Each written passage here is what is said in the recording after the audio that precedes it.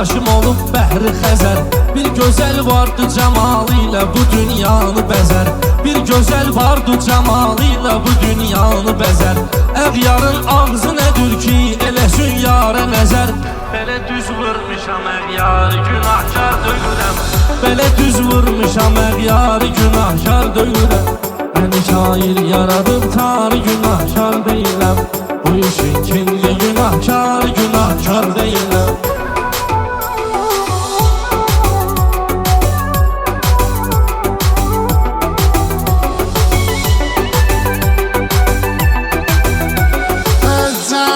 Söz məxiridarları məst eyləmişəm. Belə ortaqlarımı çoxlu şikəst eyləmişəm. Neçə il yolma azıb canımı qəst eyləmişəm. Siz deyin mən demiyim bari günahkar deyiləm. Siz deyin mən demiyim bari günahkar deyiləm.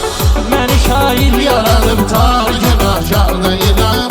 Məni şair yaradıb tarı günahkar deyiləm.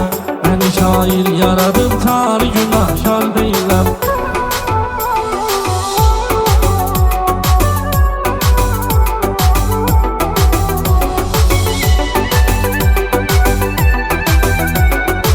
Mən nüfuz toplamışam lazım olan şeyimə görə. Demirəm ki daha abşir bitedim neyimə görə. Kim deyir oğlana qiymət verilir geyimə görə. Kim deyir oğlana qiymət verilir geyimə görə. Mən giyinsəm də ucuz var günahkar deyiləm. Mən giyinsəm də ucuz var günahkar deyiləm. Məni şair yaradıb tarı günahkar deyiləm. Bu işin kinli günahkar deyiləm.